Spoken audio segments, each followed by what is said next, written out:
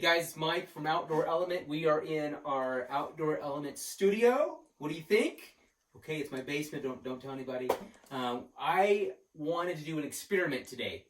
We sent a survey out to several thousand people. We had a lot of responses about fuel canisters, and there's a couple questions that came up, right? And one of the questions, main question was, how do I know when this thing is empty? Like, how many boils do you actually get if you're going out? Maybe you're getting a mountain house ready, you're hiking a 14 or something. And when do I need to bring 2 of these things? You know, how many boils do I get out of this? And the other question was, once it's empty, how do I dispose of it?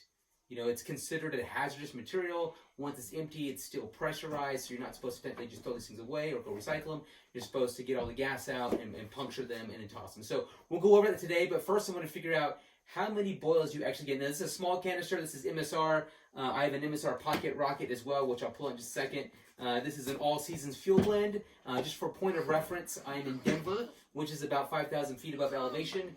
And yeah, so we'll get started. And so first thing was, I'm going to weigh it, and then I'm going to throw it in water, and we're going to see where the level is, and I'm going to mark it as well. I had a few tips out there. MSR does put a little thing that says, hey, you can throw this thing in the water, see where it floats, and see how much fuel is left in there. But I wanted to make that connection. Well, how many boils do I get out of this? And so we'll do that in our experiment here, and we'll kind of talk as we go. But for starters, I'm going to throw this on the scale. I'll take a quick picture of it. My little USPS scale says it's 7.5 ounces. The canister says gross weight is 7.4. Pretty close. And then for reference, I'm going to toss this in water here and see where it floats. It's right at that top line, and it actually corresponds, and we'll zoom in and show you later, it corresponds to where this shows it's full. And so that's great. I will pull off this top here. It's brand new. This is my Pocket Rocket. Also fits a nice little fire heater inside. But this is my go-to stove when I'm out hiking. If I'm going out in the mountains, this is what I love to do. If I'm doing a solo hike or if I'm with my family, I generally just bring this guy and we make do. I love it. It's a little die hard. Make sure it's tight. We'll screw this on. And then we will boil some water. All right, so that's on there. Now, I'm doing 2 cups per boil. What I've discovered, my favorite flavor is biscuits and gravy. Mountain House, thank you very much.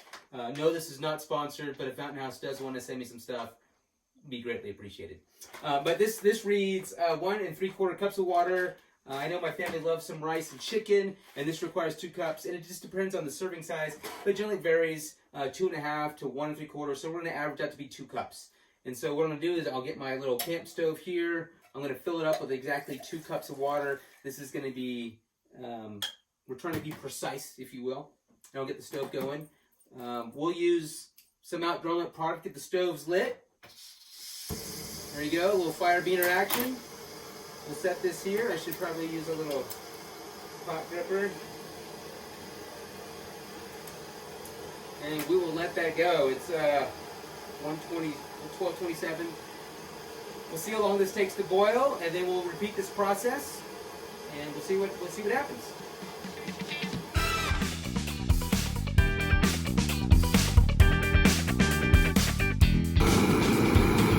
There we go. All right, guys, that was about 2 minutes and 30 seconds to get 2 cups of water boiling. And so I'm going to dispose of this water down the drain, and then we'll start the process over again. So hang tight. Thanks. Okay, guys, we're back. That was our first boil. So my buddy Mark Allen, he's out there hiking the 14 all the time. He says he likes to tally his fuel canisters. And so after that first boil, he'll pick a spot and throw a mark on there. Now, according to him, at altitude, we probably set up base camp around 10,000 feet. He gets about 12-ish boils, according to him. Rainey Bartlett, who's one of our Outdoor Element athletes, she goes out and she will harvest snow. And she says she gets about 4 liters of snow fully boiled. And she boils a little longer at altitude, about 10,000 feet is where she's at. And she likes to make sure everything is dead And so if you do the math, you get 9 to 10 boils at 2-cup intervals with snow that way. But it depends how long you boil things. That's a great point to bring up, though. So if you're at sea level, water boils at what temperature? 212 or 100 degrees Celsius, right? But if you get about 5,000 feet at Denver, it's about 95 degrees Celsius or 203 degrees Fahrenheit. At 10,000 feet, which is generally where I'm setting up base camp, it's 90 degrees Celsius, 194 degrees Fahrenheit. And if you're you're having a nice meal at the top of a 14er, it's about 85.5 degrees Celsius or 186 degrees Fahrenheit. So what does that mean? It boils a little faster the higher you are, but maybe to make sure everything's dead, especially if you're harvesting snow, you might want to boil a little longer. So just food for thought. Think about that as you're getting your meals ready. All right, so now we'll get to let's go ahead and see where this thing is at here when I toss it in here, and I wonder if it's a little below the line. It still looks pretty full. You know, it doesn't look any lower than the full line, so we're still good to go. All right, so we will. I got a towel down here. Get this dry. We'll get the second one started. Maybe we'll do that after 6 and see what this thing if it shows halfway mark here, so we don't have to throw it in the water every time. So I'll screw this on, and then for this round, we'll use our Kodiak survival bracelet, little ferrocerium rod in the middle of the buckle, and a hardened stainless steel striker. You get the gas going, throw a spark across it, and you should get a fire going. So we'll get that going. Throw a spark. Boom. All right, it's great. Okay, we are at a roaring boil. Let's stop that. That was about 2:35. 2 minutes 35 seconds. It's funny how I feel like it's forever. It was only 2 minutes 35 seconds. Okay, that was the second one. So I'm going to put my tally mark on here. Number 2. And I'm going to start my camp stove. This time I'll use this is a fire escape. It's a little another fire starting carabiner. A little flint wheel built in there. So we'll get the stove going this way. First I'll fill up water. This would be number 3. 2 cups. Nice controlled. All right, so get the gas going. Spark up. There we go.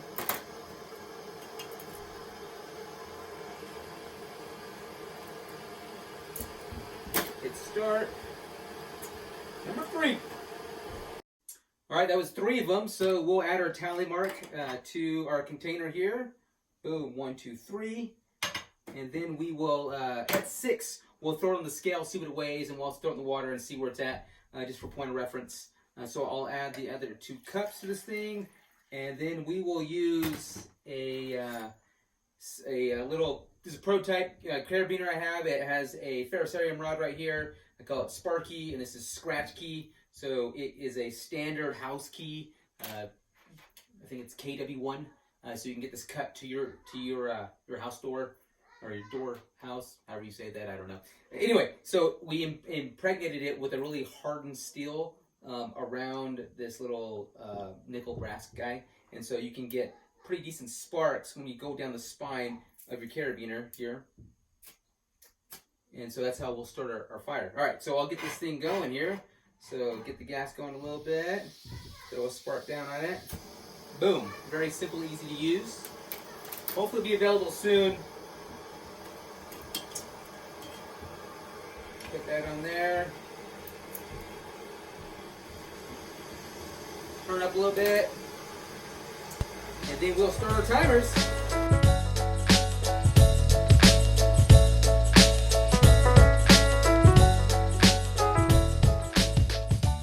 Okay, that was the 4th boil, so I'll mark this guy. Bam, number 4. And then repeat the process. By the way, how much water do you drink a day? Because I'm thirsty. I read somewhere they recommended 8-ounce glasses. I did some more study. I feel like it's half your weight in ounces. So whatever you weigh, divide that by 2, put that in ounces, throw it down. It's good for the body. All right, so I'm going to add the 2 cups here. And then we'll start our stoves. This time we'll use our Phoenix Talon. This is like a hunting survival blade. I also My native name is Bodaway, which means fire maker. So there's typically a common theme in my product line. But yeah, if you're a hunter and you need to get your camp stoves going, great little product. I'll start it, and we'll. In fact, let me get my timer ready so I can keep up with this. Stopwatch. All right, so get the gas going. Throw the spark on. Boom.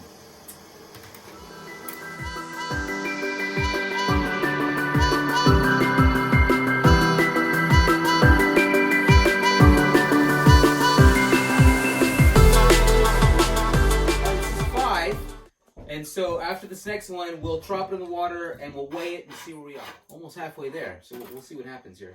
By the way, what utensil do you like to use when you're dipping into your mountain house? I favor morsel.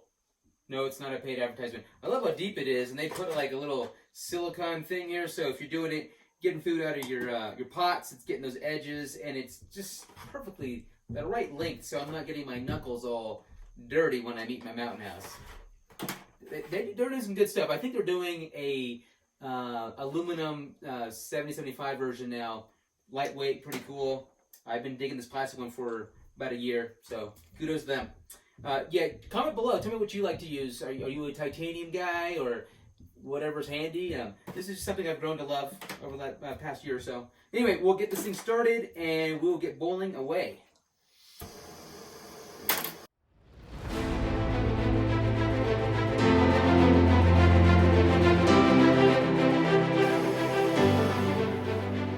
Is that 6? I think that was 6. Perfect.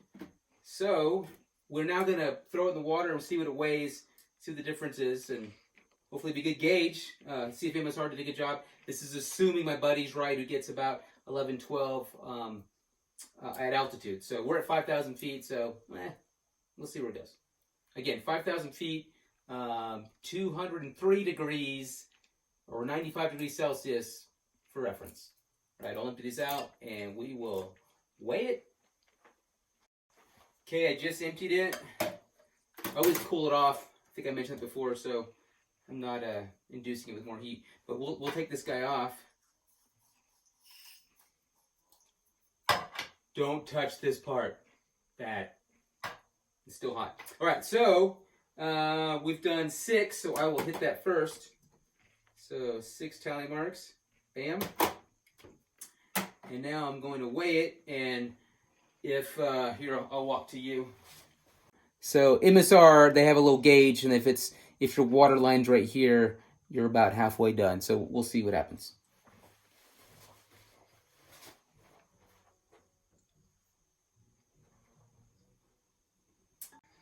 I'm going to take a picture of this. It's pretty spot on. And we'll start this stove with the Woolly Mammoth. This is what I personally wear every day. Basically, again, that same buckle. So ferro rod, hardened stainless steel striker, all jute, super comfortable. Which jute's a great little tinder. You can pull that apart, turn to a bird's nest, throw a spark, get a fire going that way. Little Ranger band or EPDM rubber, which is slow burning rubber. But I can use it for my camp stoves, and so we'll see how this goes. You would just put some weight on it and throw the sparks across, and it should get the fire going. So again, we'll start the gas a little bit like that. Boom. All right, Woolly Mammoth.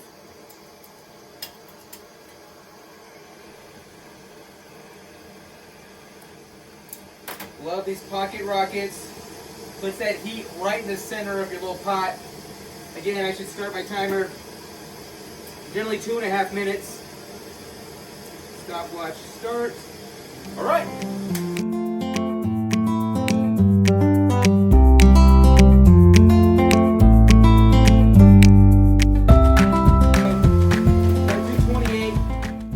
About 228. That was a nice rolling boil, so good to go. That was number 7. Man, this thing's performing better than I thought it would. All right, so I will again empty the water and redo this. By the way, if you notice this pot, I actually took off the handles. I always use an external one now.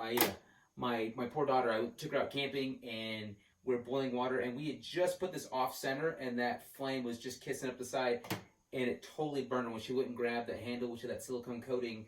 It burnt her. I felt so horrible for her. So now I try my best not to use integrated handles. I prefer the external pot grippers. Yeah, so just a tip. If you find yourself getting burned, go to a little pot gripper. So we'll get this thing going, and we will time it as well.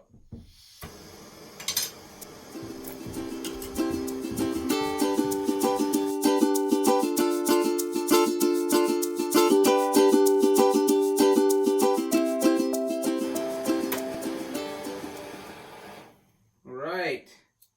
I am curious, how long do you let it boil after it's boiling? How long do you let it kind of roll to ensure everything's dead? Let me empty this out. Please put a comment below. I'd love to read and what you think. Also, I love my MSR Pocket Rocket, but what do you use? I find this thing to be very lightweight and efficient.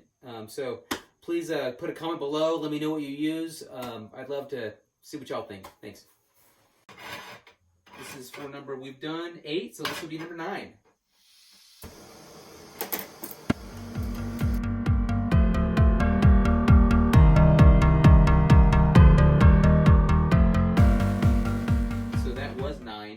Maybe we should throw it in the water on the scale again and see where we're at. All right, give me a second. Go. So it's just below half on its little calibrated markings on the canister itself. So try this off.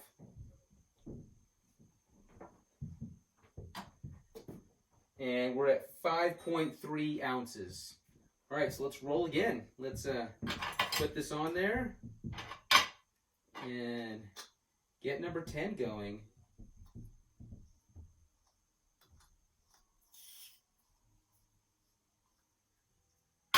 I will use the fire beater again. By the way, fire beater won an award.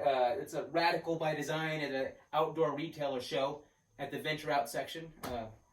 Pretty cool accolades. Backpacker magazine called it Best Gadget in their Gear Guide 2019.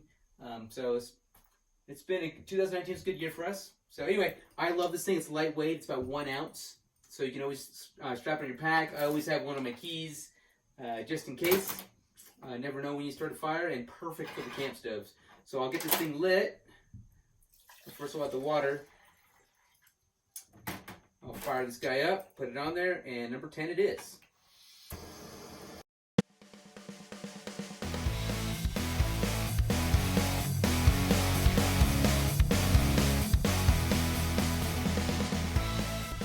Okay, that was 10. We're going to do 11. Stay tuned.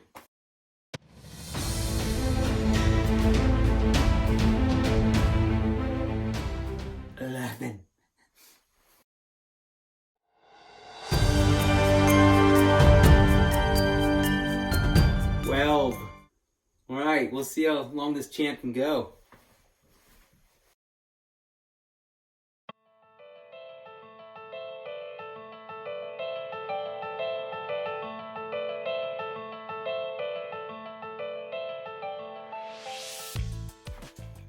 $13. Let's see if we can do 14. It's feeling kind of light.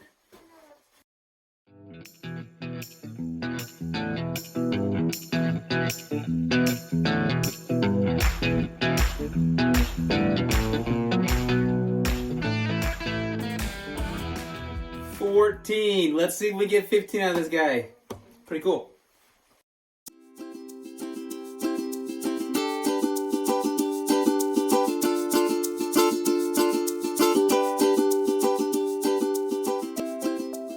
$15 boils, 2 cups, 15 times.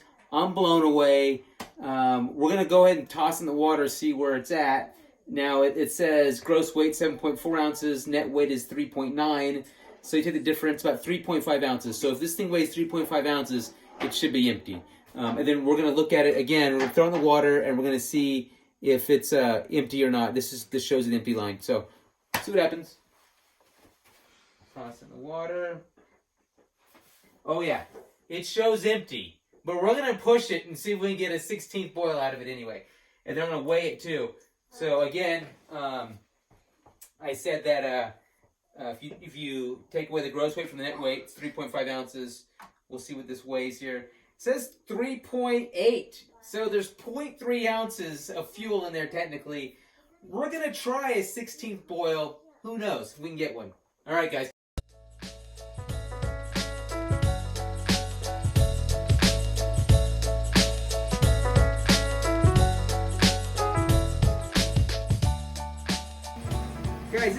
this is 16. 16 boil, 2 cups of water at 5,000 foot elevation. It is a rolling boil right now. I can't believe it. This is, should we push it for a 17th boil? Well, we're gonna push it. We'll see what happens. All right, I'll empty this out. We'll start anew. Okay, guys, I'm trying. This is the 17th boil, but as you can see, we are out of juice. We're not gonna quite get there. I am still thoroughly impressed. I got 16 solid boils out of it. I let it roll for 5 to 10 seconds after we got to that boiling point, and so take it for what it's worth. But 16's not bad. So if you mark 12, that's great. Okay, that was impressive to me. Just to double check, I'm expecting 3.5 ounces, so I'm going to throw this on the scale, and it reads 3.6, but maybe my scale's not calibrated, who knows, but that's about right. Let's see where it floats, and if you can zoom in here, yeah, it's like right below that empty line that they have on their canisters. So props to MSR for putting that on there. Again, I'll go check other canisters and see if it's similar. So the other question I had at the beginning of the video was, a lot of people didn't know what to do with these. Now these are empty, right? There's nothing left in here. Well, might be just a pinch left in there of fuel. How do I throw these away? You can't just toss them in the trash. It clearly says danger. It's pressurized. It's still considered hazardous. So what you're supposed to do is ensure that all the gas is expelled, and then you puncture holes in the canister, and then you go recycle or to throw away. So I've been working on a little prototype. Just going to give you a little sneak preview here. I'll probably launch a Kickstarter campaign. This is my pot gripper that I designed. It has a little cotter pin. It pulls apart, and it kind of exposes a recycle tool. So this little nut will screw onto the canister here, and then there's a little sharp point that you can use this nice long moment arm or leverage to puncture some holes. So as you screw this on, it's going to expend the rest of the gas. So let's see if we can catch those threads and see if we can get any of the remaining gas to come out. No, oh, did you hear it? I don't know if you heard that. It's just a tiny bit came out. It was so used up, which I was quite impressed with. So now that you have it on here, you can kind of see there's a little puncture point. And so now I can use this long arm and really put some holes in here. And you have multiple holes.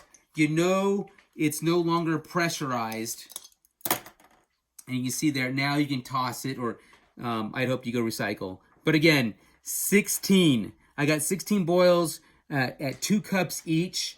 At 5,000 foot elevation. So hopefully that's significant information for you when you go out and you're packing your gear, and knowing it's for a 3-day, 4-day, or 5 mil, 6 mil. You know how many of these little canisters to bring.